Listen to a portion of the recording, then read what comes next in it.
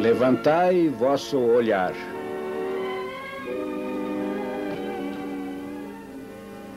Esta é a história da Igreja do Evangelho Quadrangular no Brasil.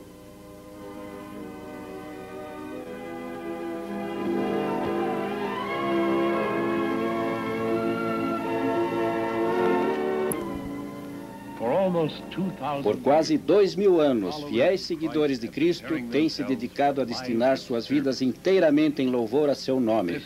Este é um dos locais de preparação. Um templo construído na fé do Senhor e consagrado a corações dedicados à extensão de seu reino. Estes são alguns dos jovens estudantes cristãos que estão se preparando como obreiros dessa obra imorredoura. Parte de um exército de milhares que fizeram de suas palavras sagradas a meta e o destino de suas vidas.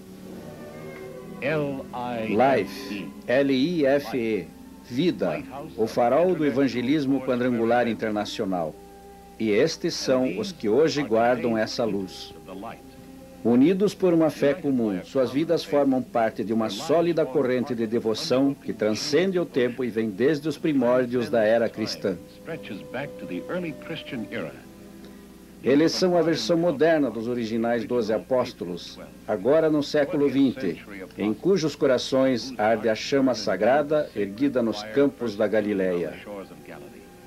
Hoje, como naqueles tempos, eles creem que todo homem redimido pelo sangue do Cordeiro tem a obrigação de lutar pela salvação de seus irmãos nos mais distantes lugares da terra. Estes jovens, rapazes e moças que agora se preparam para uma vida dedicada a Cristo, logo irão engrossar as fileiras daqueles que já estão apostos não só em sua terra natal, mas também por todo o mundo. Muitas histórias maravilhosas de suas vidas vão ser contadas algum dia, como a que vamos contar de dois deles que um dia estudaram neste mesmo lugar. Esta é a história inspiradora de dois desses dedicados obreiros do Senhor, chamados América do Sul. Harold e Mary Williams, sua esposa, cuja chama pentecostal inflamou milhares de corações no Brasil e os levou para Cristo. Concluindo os estudos no IBQ dos Estados Unidos, seu primeiro compromisso no exterior foi nas selvas da Bolívia, onde pregaram a palavra do Senhor por um ano. Por alguma estranha razão, eles acharam que este não era exatamente o lugar onde o Senhor os desejava.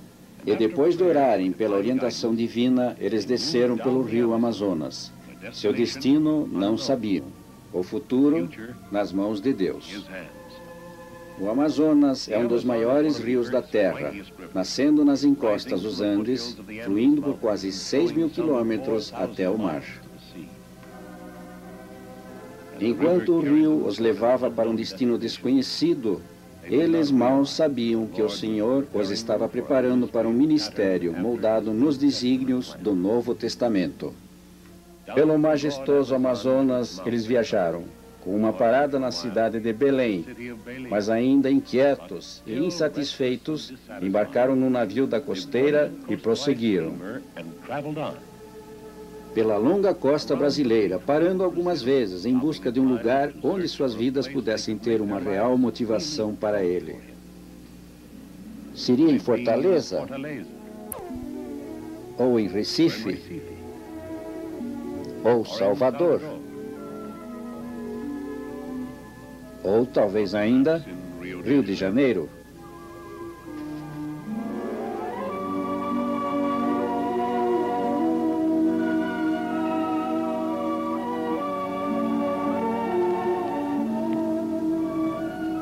Por algum tempo eles acharam que o rio podia ser o lugar, pois era uma cidade onde havia milhões de almas esperando pela salvação. Mas, à medida que percorriam esta cidade cosmopolita com sua arquitetura moderna e suas belas e amplas avenidas, voltaram a sentir a mesma inquietude. Aqui haveria oportunidade de trabalhar por Cristo, é verdade, mas, de algum modo, viram que as portas abertas que esperavam encontrar não existiam. Este era o deslumbrante e agitado Brasil dos turistas, a fabulosa cidade das calçadas de mosaico e da famosa praia de Copacabana. Esta era a Paris da América do Sul, a Meca para os que vinham do mundo todo em busca de prazer, identificada pelo inconfundível Pão de Açúcar, guardando a entrada da Baía da Guanabara. Sim, esta era a cidade de muitas atrações turísticas, sendo a mais famosa o bondinho aéreo que leva ao Pão de Açúcar. Mas até essa, mesmo com as belas paisagens vistas do alto daquela montanha, não pôde ser apreciada dessa vez por Mary e Harold Williams. Porque havia coisas mais sérias oprimindo seus corações.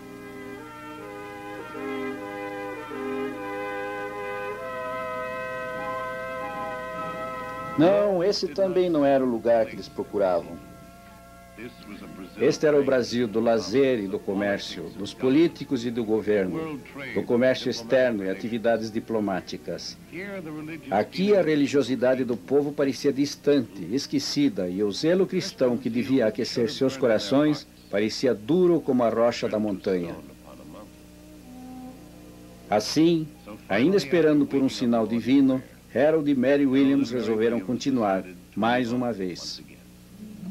Embarcaram novamente e foram seguindo mais para o sul, do rio para o Porto do Café de Santos. Depois, para o interior, por trem.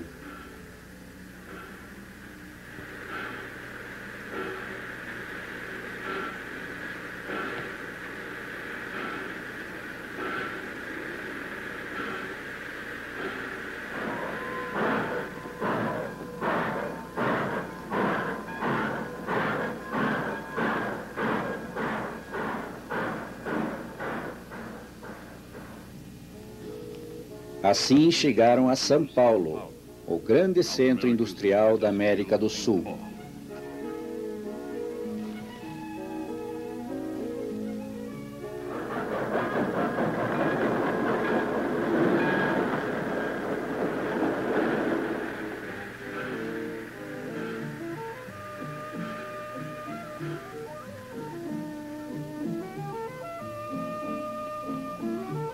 E eles se viram novamente envolvidos num redemoinho de progresso material, onde se podia quase ver novos arranha-céus, crescendo em direção ao céu azul do Brasil. Novos prédios de escritórios, novos apartamentos de moradia, aço, pedra, mármore polido surgindo por toda parte. Nos arredores dessa cidade dinâmica, milhares de fábricas e instalações industriais. Porque São Paulo é o maior centro industrial do continente sul-americano. Uma cidade de contrastes, com 4 séculos de idade, porém moderna e atual. E sofrendo influências de todo tipo, onde carros modernos rodam sobre blocos de pedra colocados manualmente. Aqui, a influência do antigo Portugal ainda é claramente visível na fachada de muitas casas.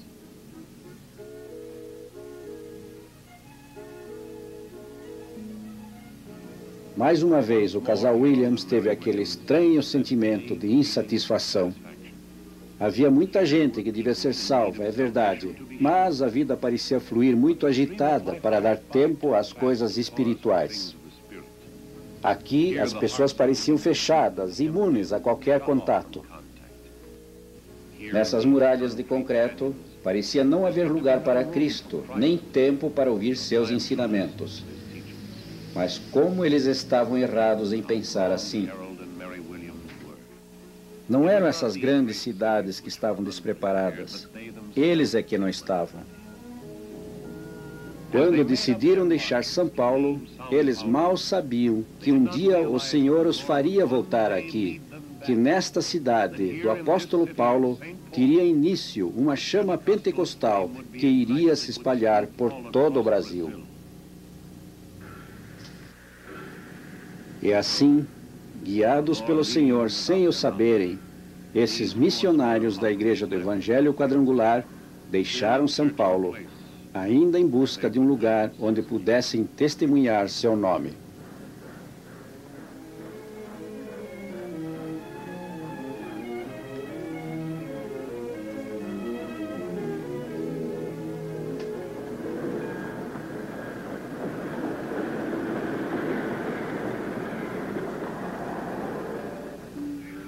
Os caminhos do Senhor nem sempre são claros para os que os seguem. Quando a família Williams chegou à sua destinação seguinte, eles não sabiam o que lhes estava reservado. Mas aqui, na pequena cidade de Poços de Caldas, foi o início de anos de muita preparação para a grande tarefa que viria.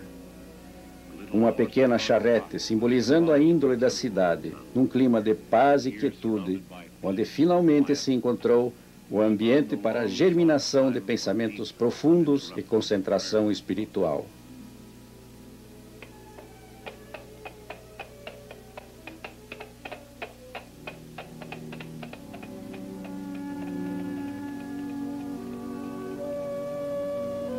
A primeira barreira que o missionário tem que remover é a barreira da comunicação. A língua portuguesa é estranha e difícil de aprender, mas se as palavras divinas tinham que chegar às crianças brasileiras, era preciso fazê-lo em português. Para aprender a língua do país, Harry Williams organizou aulas de inglês. E à medida que ensinava inglês, ele ampliou seus conhecimentos do português.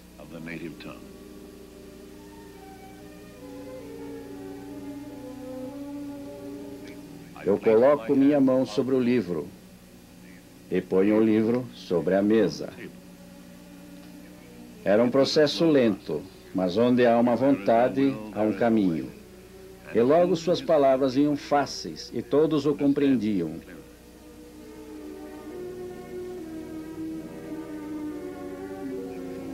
Então, alguns meses mais tarde, ele recebeu uma visita, uma das mais importantes havidas até então. Este homem era um pastor protestante de uma igreja local, e ele convidou o reverendo Williams para fazer um sermão para os membros de sua congregação. O reverendo Williams vacilou só por apenas alguns segundos, pois estava ansioso para começar seu trabalho no Brasil. E assim, depois de orar e meditar, ele aceitou essa oportunidade de testemunhar o amor divino na própria língua do povo. Seu ministério em português havia começado. Convite após convite se sucediam, e à medida que os meses passavam, ele se tornou cada vez mais requisitado entre as congregações. Domingo após domingo, ele pregava nos púlpitos de templos protestantes por toda parte.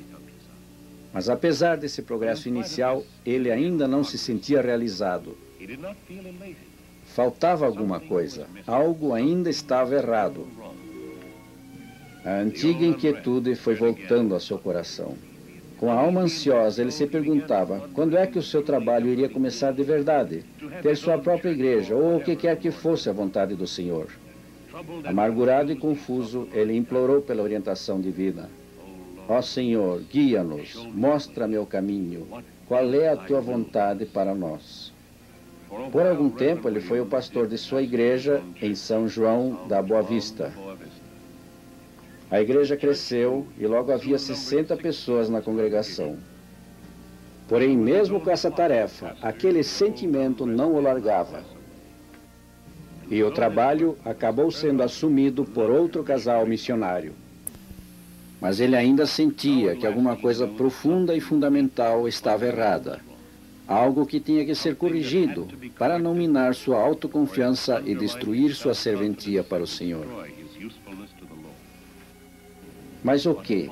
O que é que podia estar errado? Ele sabia a língua e estava conquistando almas para Cristo. Tinha construído uma igreja e era um ministro honrado e respeitado. Deus havia abençoado seu casamento e lhe dera mais um casal de filhos. Mesmo assim, a antiga tormenta persistia, com a mesma convicção de que algo ainda estava errado. Por 30 dias ele meditou.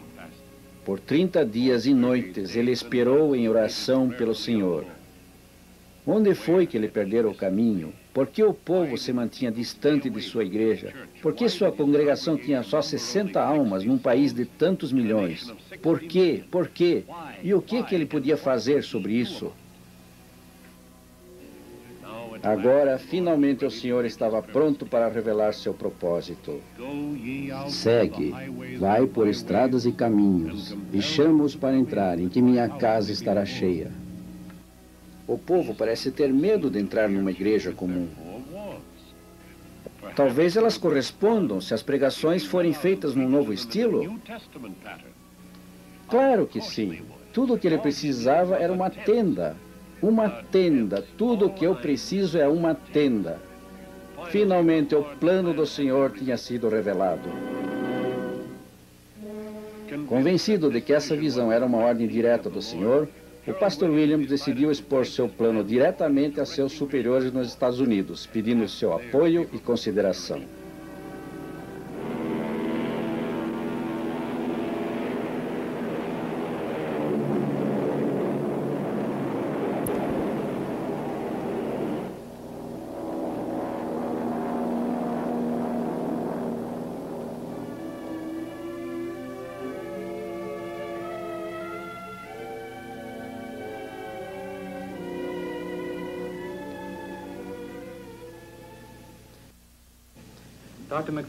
Lá ele entrevistou-se com o Dr. McPherson e demais membros do conselho para um pedido todo especial referente ao trabalho no Brasil. O presidente mandou que sentasse e ouviu com atenção.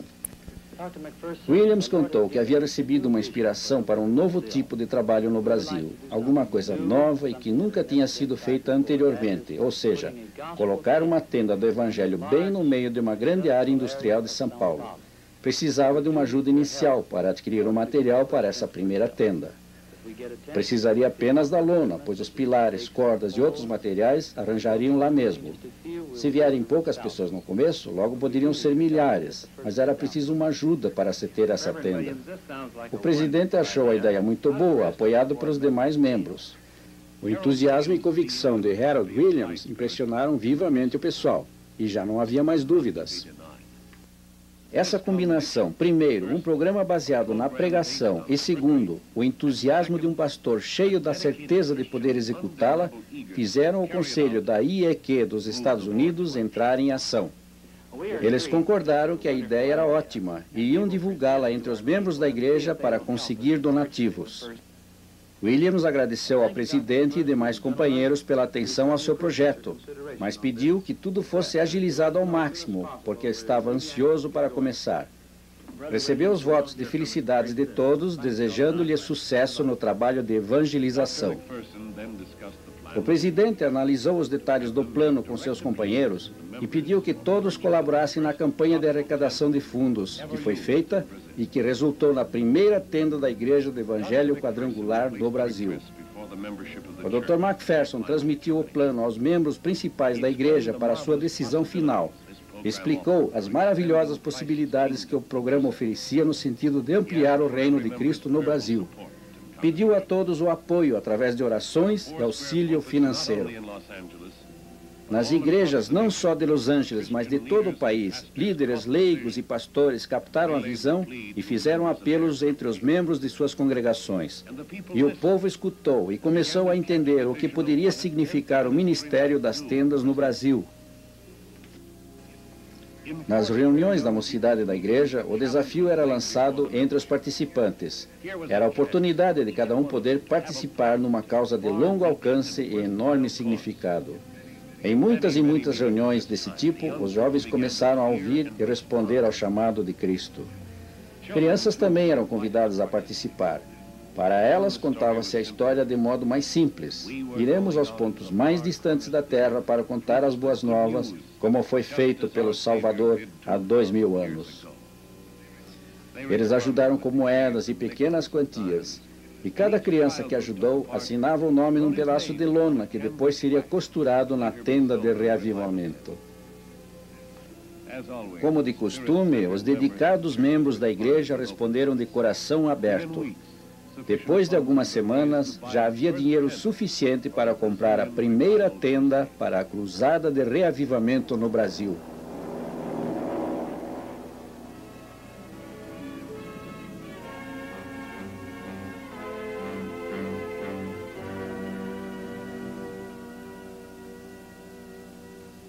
E assim, seguindo a orientação da mão de Deus, Harold Williams foi conduzido à sua grande missão para o salvamento das almas. Agora, a antiga inquietude fora esquecida. A velha confusão era uma coisa do passado. Cheio de zelo pentecostal, esse apóstolo do século XX ergueu seu tabernáculo de lona, pronto para lançar seu ministério do Novo Testamento na grande cidade de São Paulo.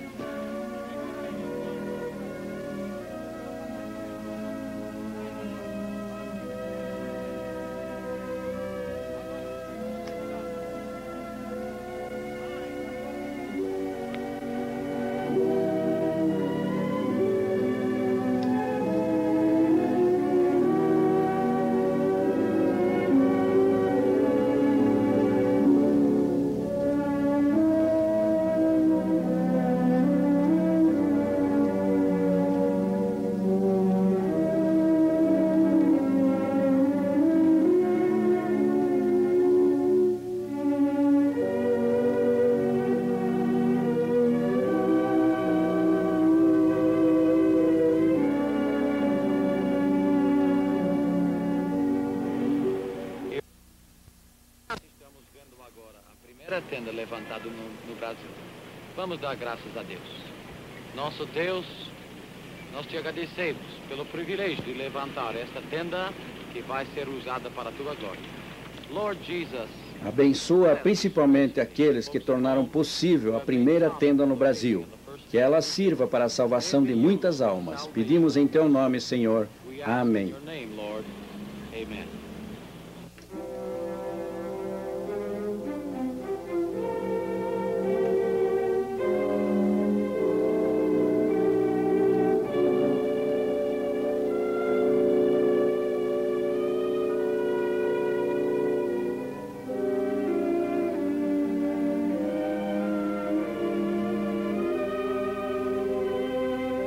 Quando tudo estava pronto, Harold e Mary Williams saíram pelas ruas convidando diretamente as pessoas do povo. Cada contato pessoal era feito em seu santo nome. Cada convite era feito com uma oração interior.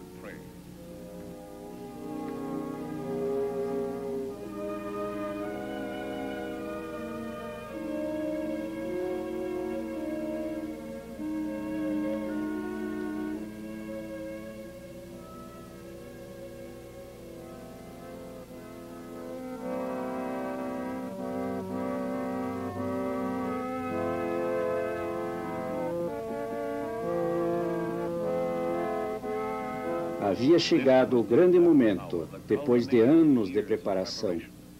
Eles haviam seguido o caminho indicado pelo Senhor. Tinham se esforçado por compreender e seguir sua vontade. Mas depois de tudo aquilo, qual seria o resultado?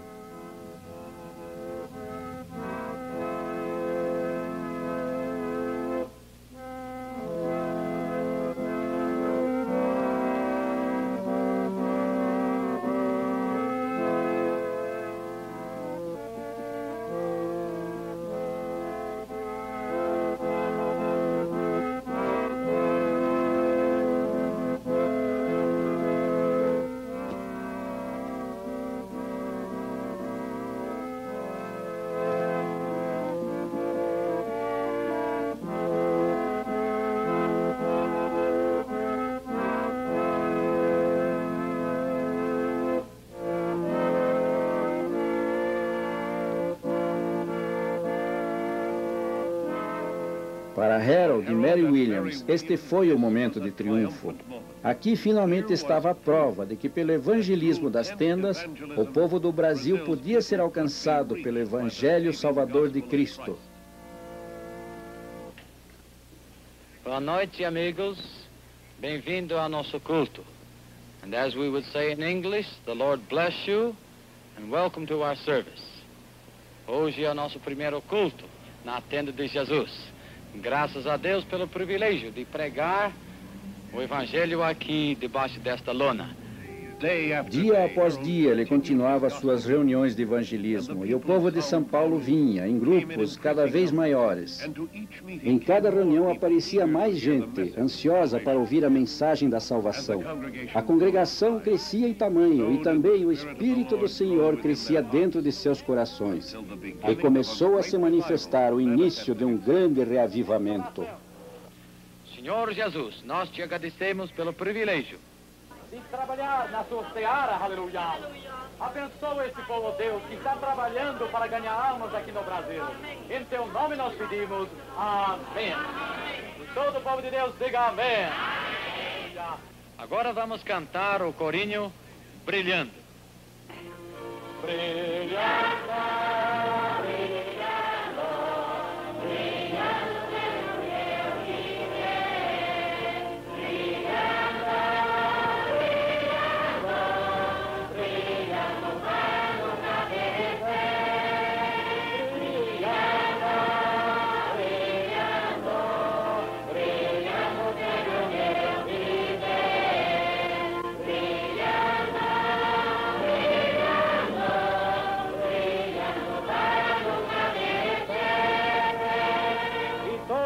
Que ama Deus, diga aleluia. Vamos agora ouvir a palavra do Senhor.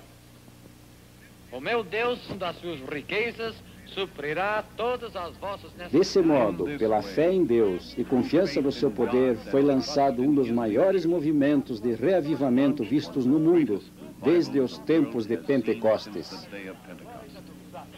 Glória a Jesus, que devemos sempre olhar para Cristo, que supre as nossas necessidades. Amém. Senhor Jesus, põe a tua mão sobre o teu servo. Nós te agradecemos por teu poder, Senhor. Amém. Amém. Senhor Jesus, tu conheces as necessidades deste corpo e cremos. Nós cremos que Jesus Cristo é o mesmo ontem, hoje e será sempre. Acreditamos que da mesma forma que curava os doentes há 2000 anos atrás, hoje Ele também cura aqueles que acreditam nele e nele depositam toda a sua esperança. Amém. Aleluia. Meu Senhor. Coração. Quantos creem que Jesus cura de coração, né? Então vamos orar. Enquanto o missionário orava por cada pessoa, o Espírito do Senhor descia sobre eles e muitos eram curados. Uma moça cega de uma vista pediu suas orações para a cura.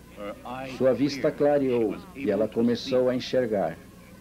Da mesma forma que Jesus havia tocado os dois cegos, dizendo: "Se tendes fé, que esteja a vosso alcance", e seus olhos se iluminaram.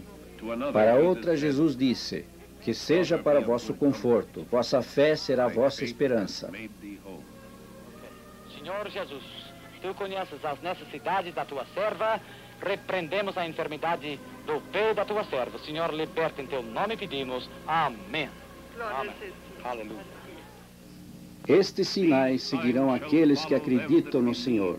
Em meu nome eles porão as mãos sobre os enfermos e eles serão curados. Uma outra mulher, tomada pelo Espírito Divino, testemunhou que seu filho foi atendido e curado, estando já quase às portas da morte. Os testemunhos daqueles que haviam sido curados empolgaram os ouvintes da congregação. Aqui estava a prova de que a força de Deus ainda faz milagres através do instrumento da fé. Através da fé, houve aqui a cura de bronquite e de um fígado enfermo. Glória a Deus por sua misericórdia naqueles que acreditam. Pela fé, eu fui curada de uma prolongada infecção crônica. Mas mais do que isso, eu encontrei uma nova alegria na vida e uma maravilhosa paz de espírito em Cristo Jesus. Por mais de 20 anos eu era vítima de um vício que destruía minha saúde. Mas, pela fé em Cristo, eu comecei a me livrar desse vício desde o primeiro dia em que entrei nessa tenda. Não somente o corpo é vítima de doenças e sofrimento. A alma também pode ser afligida por enfermidades. Testemunha após testemunha se levantavam para falar. Com entusiasmo e fervor, eles contavam suas experiências. Cura da tuberculose, cura do câncer, recuperação da insanidade. O reavivamento começou a crescer como o sopro poderoso do vento. Eu era cega de nascença. Ouçam, eu era cega de nascença e não enxergava numa das vistas. Eu vim aqui e acreditei, e minha visão retornou. Eu nasci cega e agora posso ver. As pessoas continuavam testemunhando as maravilhosas curas do Senhor. Esse era o momento de erguer as orações em agradecimento ao Senhor. Agradecer o milagre dessas maravilhosas curas. Muito bem, agora vamos ouvir a palavra do Senhor. Depois de alguns meses, Harold Williams estava pregando para milhares de almas diariamente.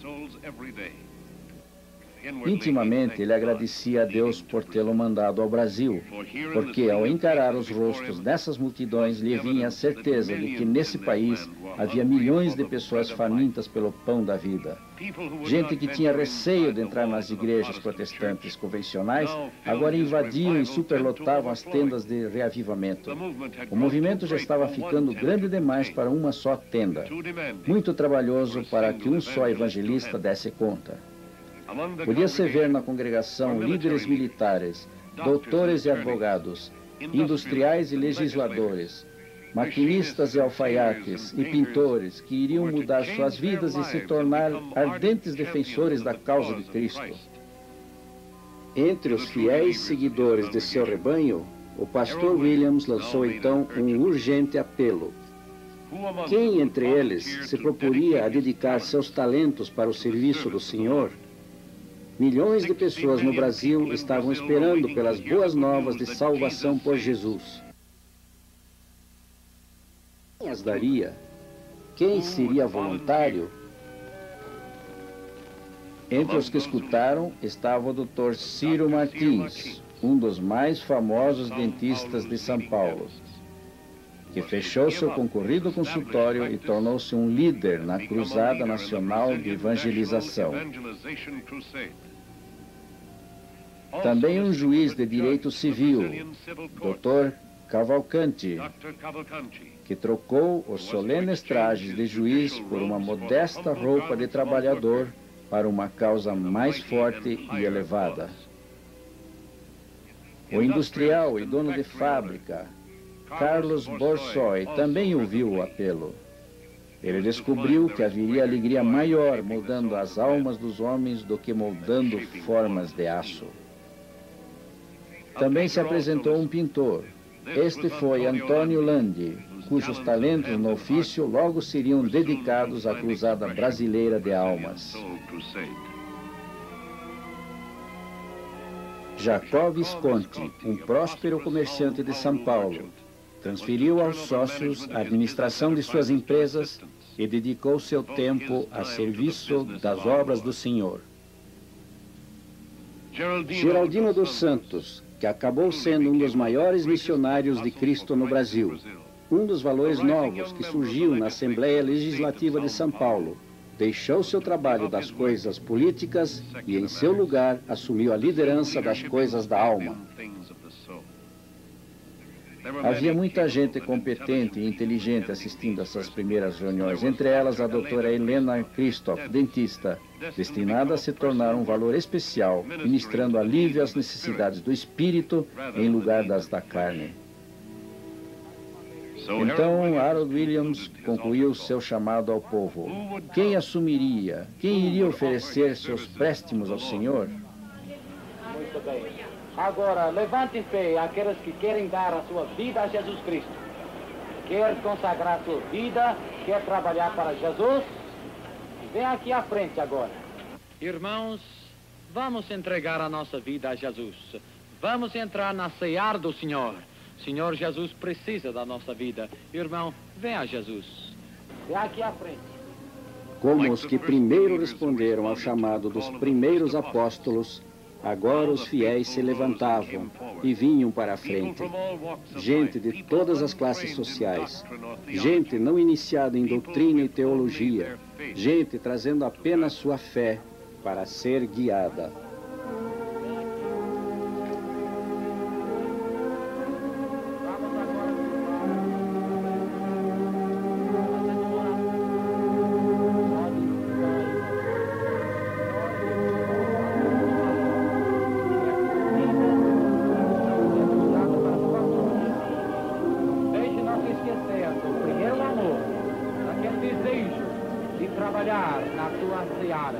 Abençoe, Jesus, cada vida, seja homem ou mulher.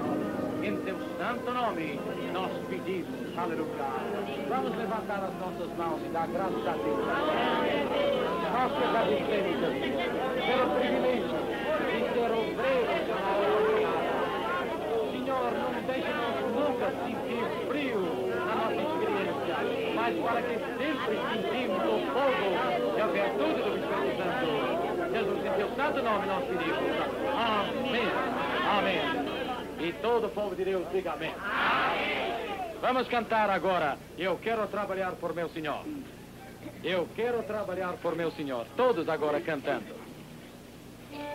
Eu quero trabalhar por meu Senhor, levando a mensagem de amor. Quero levantar e orar e ocupado sempre estar na ceia. Levante a mão e canta. E orar na ceia do Senhor. Meu desejo é orar e ocupado sempre estar na ceia do Senhor. Mais uma vez, todos que querem dedicar a sua vida a Jesus, diga aleluia. E assim o Senhor atendeu a necessidade de conseguir líderes para continuar seu trabalho. Como o primeiro missionário, Paulo, que preparou os primeiros líderes da igreja nos campos, também o pastor Williams instruiu aqueles que ofereceram seus serviços. Com enorme fé, esses membros da cruzada do século XX prepararam-se para avançar sua causa. Vida a vida eles trabalharam, face a face, como manda o Novo Testamento. Havia realmente uma grande dedicação, e esses homens e mulheres sabiam que nem tudo seria fácil. Mas sua consagração ao Senhor, sua visão e fé os elevaram a realizações muito acima dos limites humanos. E assim eles trabalharam, carregando sua fé para dentro dos lares do povo. Desse modo, pelo esforço pessoal dos dedicados crentes, o reavivamento no Brasil começou a se expandir quando mais obreiros também aceitaram o desafio, deixando de lado seus interesses mundanos para buscar um relacionamento mais perto de Deus. Esse muito conceituado oficial de alta patente do Exército Brasileiro tornou-se um líder e pregador cristão. O juiz Cavalcante passou a dedicar seu tempo debruçado sobre os assuntos legais para todo o trabalho no Brasil. Para cuidar dos pilares e armar uma tenda, precisa-se apenas de homens com a coragem de suas convicções e a determinação de usar um machado. O homem que vemos não é muito hábil no machado, mas o que lhe falta em experiência, ele compensa com o zelo e entusiasmo cristãos. Ele logo consegue colocar o reforço na tenda e em seguida está pronto para começar seu ministério.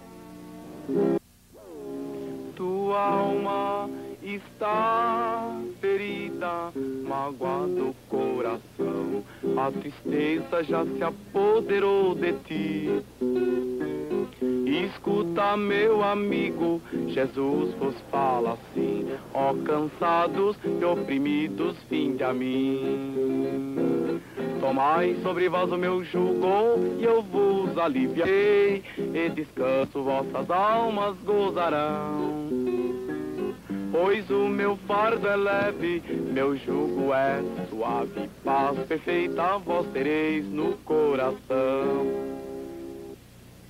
Como testemunhas do Senhor Jesus, anunciamos nas tendas, nas igrejas da Cruzada Nacional. No desenvolvimento da Cruzada de Reavivamento no Brasil, o Senhor revela uma verdade que não podemos esquecer. E essa verdade é: Ele não dá preferência a uma só pessoa. Se Ele acende a chama no coração de um homem, Ele também o fará no coração de outros. Estes homens que começam a pregar em nome do Senhor, logo o farão de uma maneira que jamais pensavam conseguir. As pessoas ouvem ansiosas, ouvem a palavra e são assim levadas ao trono de nosso Senhor. Estes homens se tornaram e agora são apóstolos do século XX, iguais a Pedro, José e João e os outros discípulos de Jesus. Essa cruzada brasileira é semelhante ao primeiro trabalho do ministério de nosso Senhor, quando Ele mandou os apóstolos para falarem em seu nome para as multidões. E assim como o Senhor abençoou o ministério do pastor Williams, Ele agora abençoa o ministério de outros. Através desses homens e outros como eles, o Senhor está derramando suas bênçãos sobre o Brasil hoje em dia. Muitas reuniões cada um deles tinha que promover todos os dias, para atender às multidões que vinham. Em certas oportunidades, eles tinham que promover 6 sermões por dia, 50 em cada semana, por um período de 3 meses, antes de poderem voltar a apenas 3 por dia. Ou falaria Deus e não confirmaria? Não. Às vezes, o atendimento tem que ser feito de maneira ininterrupta, com o povo aguardando em longas filas, esperando para poder entrar. Através de toda essa dedicação, a cruzada foi crescendo e espraiou-se para muito além dos limites iniciais, começando a se estender por todo o sul do Brasil. Inteira certeza de fé. Tenda após tenda iam surgindo, enquanto novas campanhas foram feitas nos Estados Unidos e os membros da igreja responderam com fundos suficientes para 40 novas tendas.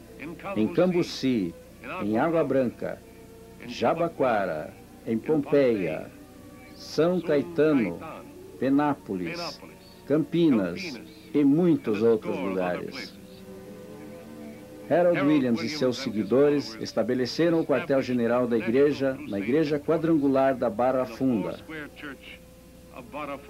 uma igreja cristã brasileira permanente com recursos próprios, que foi criada a partir daquela primeira tenda original. Foi estabelecida uma sistemática para a criação de novas tendas. Primeiro, a própria tenda. Somente a parte superior é fornecida pelos evangelistas brasileiros. As partes laterais, bancos, serviço de alto-falantes, tudo isso tem que ser feito ou comprado por patrocinadores do movimento. Logo depois que uma tenda é erguida, as pessoas começam a aparecer, famintas de alimento espiritual. Em poucas semanas forma-se um núcleo e a tenda acaba sendo pequena para todos que desejam vir. Mais fundos são levantados e terrenos são comprados, enquanto americanos e brasileiros se unem no mesmo sacrifício comum.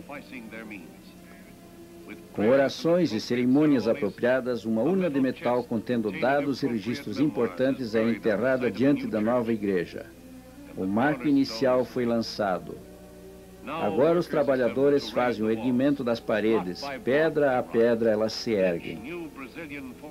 Cada uma das novas igrejas levantadas é um testemunho permanente do esforço fiel daqueles que trabalham duro nos campos que semeiam para Cristo com a ajuda dos missionários. Outras igrejas começaram a surgir em Limeira, Bauru, Promissão e Curitiba, através dos pastores Mariano e Lauro de Castro.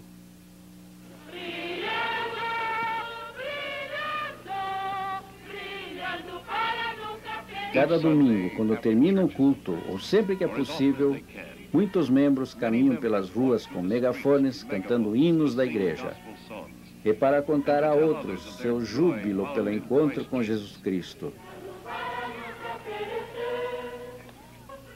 Essa é uma típica passeata com megafones feita no Brasil hoje em dia, de maneira contínua. Geralmente isso é feito pelos membros mais jovens. Entre os moradores são distribuídos folhetos e eles são convidados para as reuniões nas tendas. A acolhida a esse tipo de trabalho tem sido impressionante.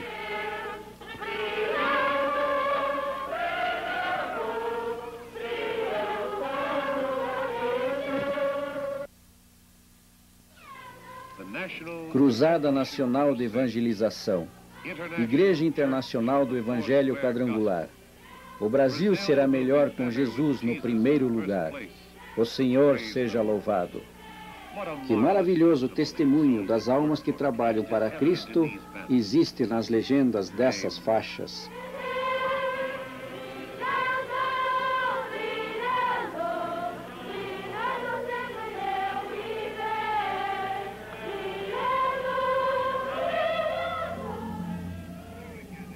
Aqui um outro testemunho da força de Deus que trabalha nos corações do povo no Brasil. Vejam as Bíblias nas mãos de quase todos os adultos. Bíblias que eles aprenderam a amar, porque eles aprenderam o significado das preciosas palavras da vida.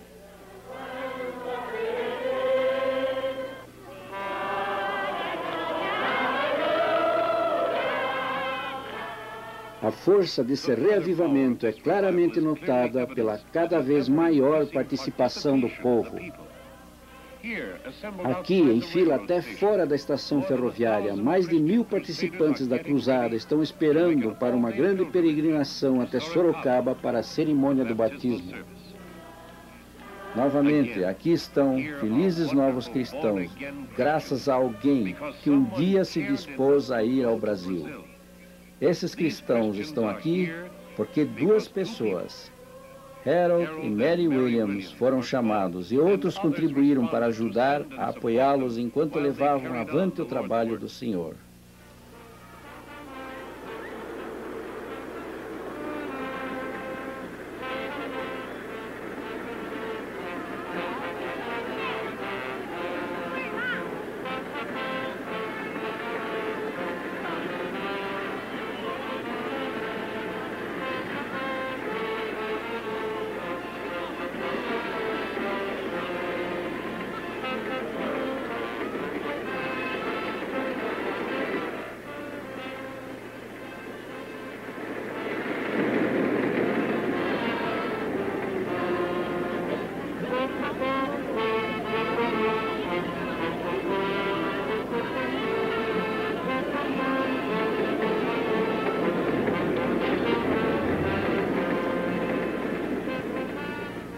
Essa entusiástica aceitação do Evangelho e suas empolgantes expressões públicas de fé provam que todo homem que está em Cristo, este é um novo pregador.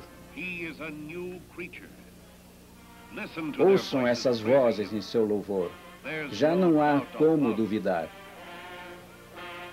Ao ver esses novos cristãos renascidos da capital de São Paulo a marchar pelas ruas de Sorocaba, o povo dessa cidade vê a luz do amor de Deus brilhando em suas faces e também se sente tocado. Aqui também, a boa semente desses testemunhos se espalha. Jesus disse que aqueles que creem nele serão salvos. Aleluia! Brilhando, brilhando para Cristo no Brasil. Homens e mulheres em números cada vez maiores estão sendo salvos e batizados, recebendo o batismo do Espírito Santo, vivenciando uma completa mudança em si, experimentando um novo nascimento em suas almas.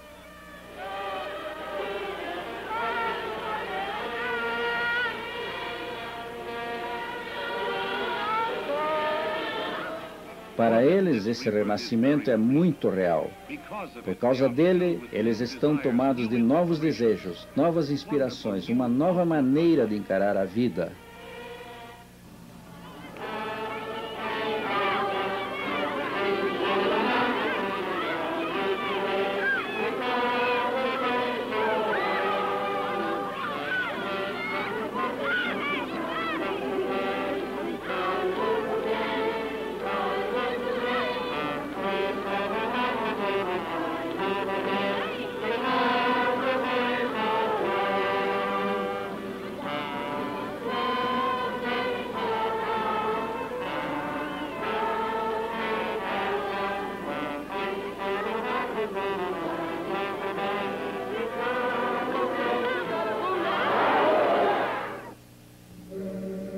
E quando se reúnem no rio a cantar em louvor a Deus e se preparar para o batismo nas águas, começa a se notar um momento de grande elevação espiritual. Este é um grande momento, um momento que eles levarão nos corações até a eternidade. O batismo nas águas. Por essa maneira, nós simbolizamos a morte de nossa antiga vida material e começamos uma nova vida em Cristo Jesus. Ide, ensinai a todas as nações, falou o Salvador, batizando-as em nome do Pai, do Filho e do Espírito Santo. Isso nós fazemos em obediência a seu comando. Ao seguir Nosso Senhor nas águas do batismo, reafirmamos nossa crença no Mestre e saudamos nosso Jesus Cristo, pois Ele é o Filho de Deus e morreu na cruz do Calvário por nossos pecados. E assim como Ele se elevou na força da ressurreição, assim também nós nos elevamos na unidade da vida e o fazemos de uma maneira nova e melhor. Nesse domingo maravilhoso, 125 pessoas foram batizadas. Louvemos ao Senhor por terem essas pessoas ouvido Jesus e compreendido o que verdadeiramente significa o batismo. O movimento se espalha por São Paulo, para os estados vizinhos. No espaço de 20 meses, mais de 1 milhão de pessoas escutaram o Evangelho e grandes batismos eram realizados em muitas cidades. Não aos pares, não em grupos de 10 ou 20, mas a centenas, cantando, cheios de alegria, eles chegavam. Homens, mulheres, rapazes e moças, jovens e velhos juntos.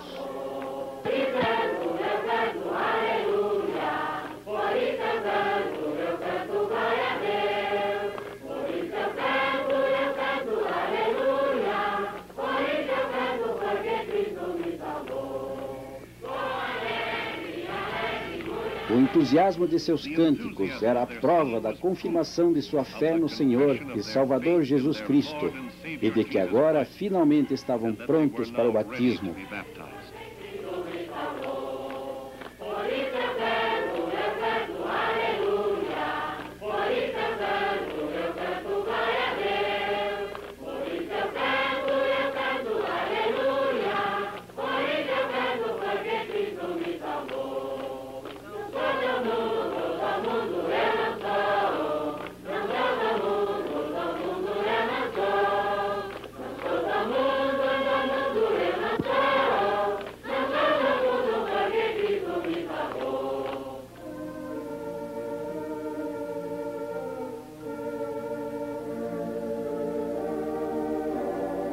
Estas imagens mostram seu desejo de se juntarem a Cristo pelo batismo e também de crescerem com Ele pela fé em Deus Pai.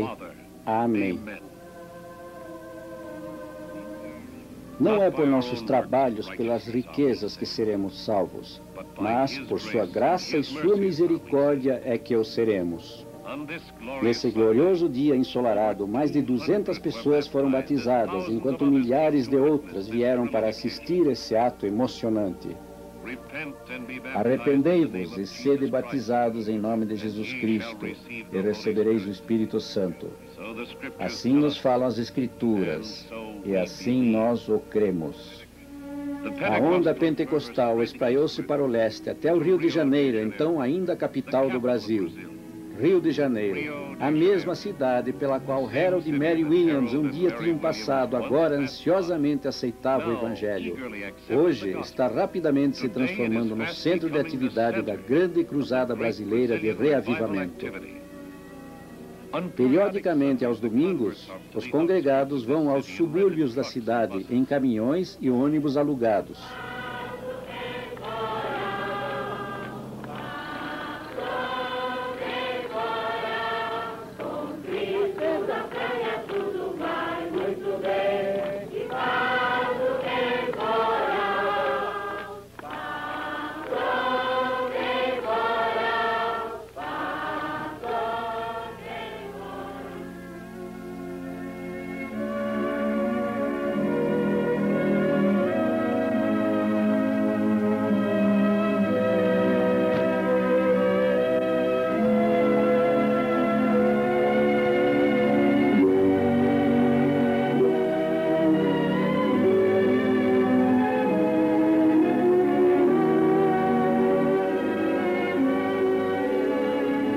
Chegando em grupos numerosos, eles se colocam em ambas as margens dos riachos. As pontes também são um bom lugar para observar esse momento de inspiração, porque aqui costumam ser feitos alguns dos maiores batismos de todas as redondezas. Através dessa grande nação, o Espírito de Deus está começando a se expandir poderosamente. Graças à visão e perseverança de 2 apóstolos do século XX, guiados e abençoados pela mão de Deus. Louvemos o Senhor por ter confiado à Igreja do Evangelho Quadrangular um papel tão grandioso nesse espetacular reavivamento no Brasil. Essa confiança nós aceitamos com júbilo e nós não podemos falhar. Que venha a chuva, que haja tempestades, isto nada significa para aqueles que vieram para o batismo, nem para a congregação que permanece firme até o final da cerimônia. No Ministério Brasileiro de Harold e Mary Williams, nós vemos um milagre moderno, igual ao de Pedro e Simão na pescaria milagrosa. Como Pedro, eles também obedeceram ao Senhor e lançaram suas redes onde Ele ordenou que fizessem. E que imensidão de almas eles conseguiram obter com esse trabalho. Nesse outro domingo, mais de 300 foram batizados e tem havido mais de 500 em outras ocasiões. Quando termina o batismo, a congregação marcha de volta pelas ruas, cantando e louvando alegremente até retornarem à velha tenda onde tudo começou. O sucesso da cruzada do Novo Testamento na terra do Cruzeiro do Sul é uma coisa maravilhosa.